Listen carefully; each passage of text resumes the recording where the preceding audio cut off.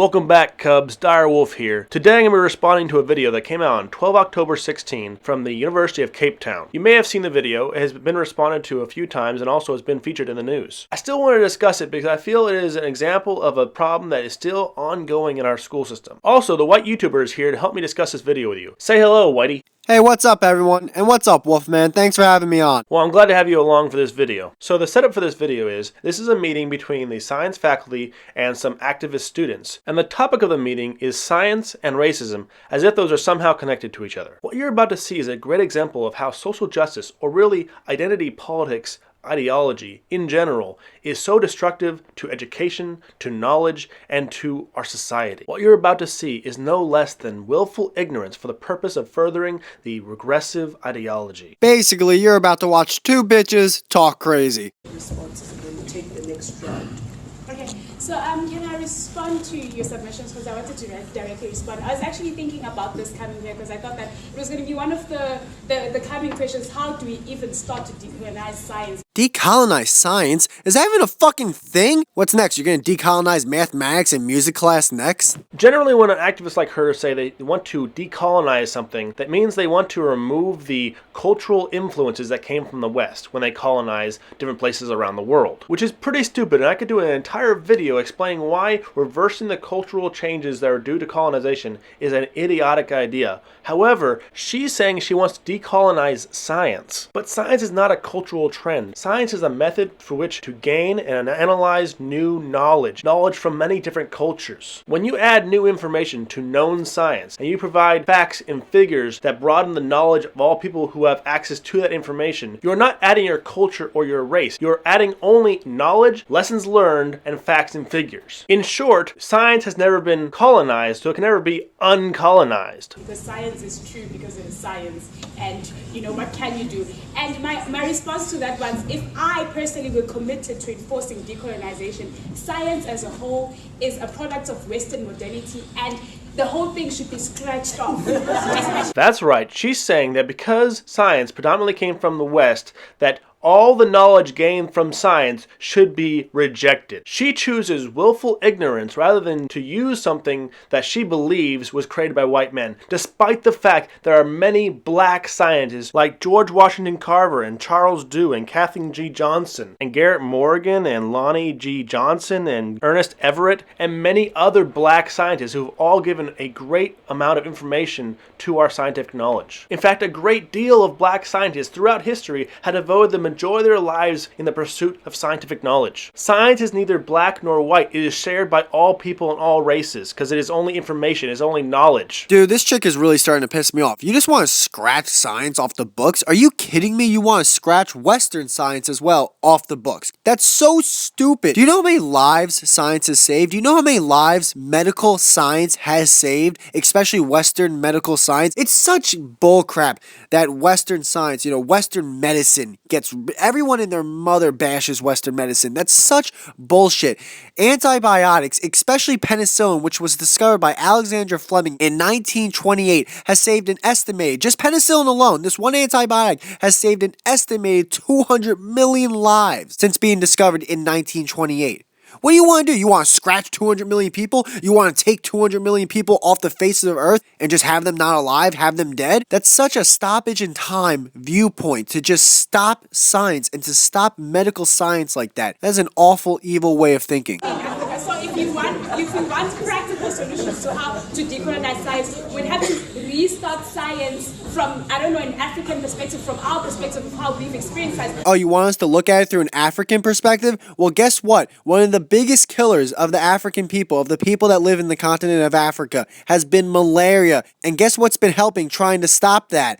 Western medical science. It sounds like she's saying that they want Africans to reject known science just so they can relearn it from an African perspective. If they really want their own perspective, they can replicate past studies and past experiments to see if they come to the same conclusions. But why reject the knowledge gained from those experiments in the past? For some cultures, scientific advancement was very slow, and that's one reason why the Western world was able to colonize the African world, because they advanced faster. If you reject all knowledge of gravity and how it works, how much longer longer will it take for someone from your culture to discover all the same knowledge? And how will not having the information delay your culture scientifically and technologically? For instance, I had a question for all the science people is, there's a place in KZN, and they believe that through the magic, the black magic, you call it black magic, they call it witchcraft, others, that you are able to send a lightning to strike someone. So can you explain that scientifically? Because it is something that happens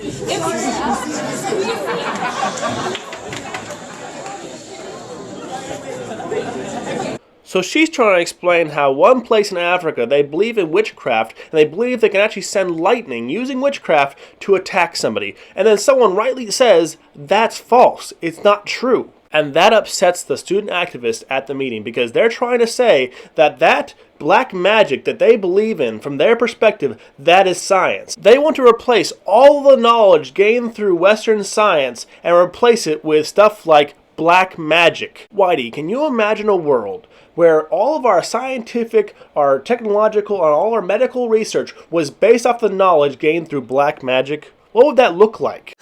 How would that look? Well, apparently if you're white and step out of the house, you're gonna get struck by lightning.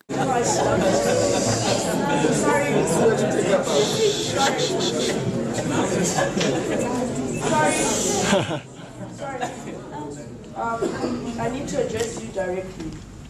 When we started this, we agreed on certain house rules.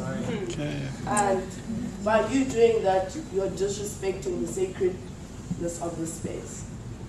And so I'd like to ask you to first please apologize to the panel directly. And then number two, understand the rules that we went by in this space. Because it's going to be very problematic. When we started, this is not an antagonizing space.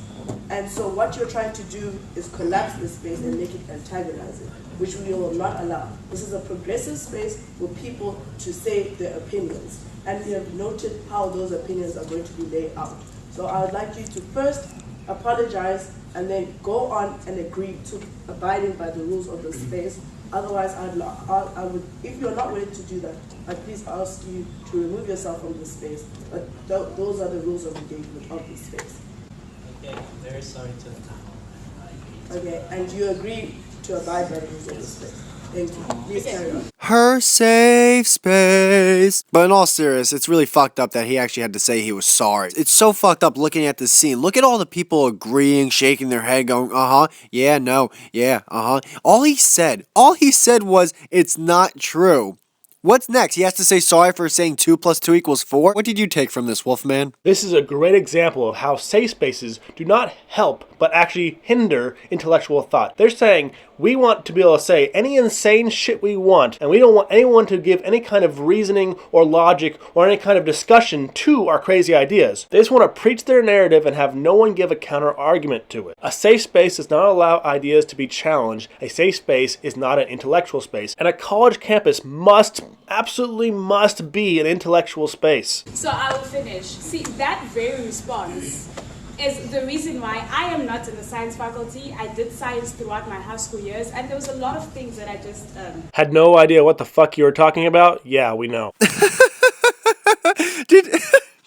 Oh my god. Did she really say, my man, did she really say that response is the reason why she's not part of the science faculty? So wait, saying that it's not true that black magic is the cause of lightning striking down on people is a reason why she left the science faculty. Are you fucking kidding me? Yeah, but it's fine. But Western modernity is the direct antagonistic factor to decolonization, because Western knowledge is totalizing. It is saying that it was Newton and only Newton who knew or saw an apple falling, and then out of nowhere decided that gravity existed and created an equation, and that is it. For whether people knew Newton or not, or whether whatever happens in Western Africa, Northern Africa, the thing is, the only way to explain gravity is through Newton, who sat under a tree and saw an apple fall.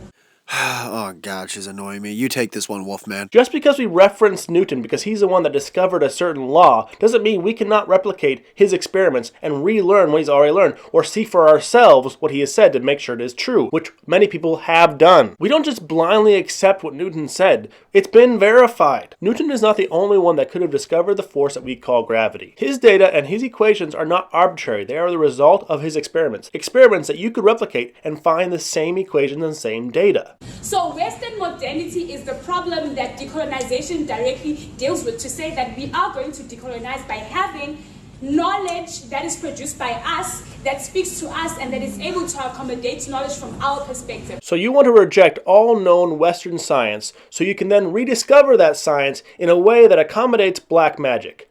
That's stupid, and you're a moron. Yep, she's a moron. And listen, is science always right? No, it can be wrong sometimes. Things that were proven scientifically 100, 200 years in the past have been proven wrong today. And things that have been proven scientifically right today may be proven wrong 100, 200, 300 years into the future. That doesn't mean that you scratch science in a hole. In a way, science is a format that we use. Science is a format that we use to get answers. And sometimes the answers aren't right, but usually, if not mostly, if not almost always, the answers that we get from science are the correct answers. We have a format that works very well. Don't scratch that. Don't throw that away. So if you're saying that you disagree with her approach, it means that you are vested in the Western and Eurocentric way of understanding, which means you yourself still need to go back internally, decolonize your mind, come back and say, how can I re-look at what I've been studying all these years? Because Western knowledge is very pathetic, to say the least.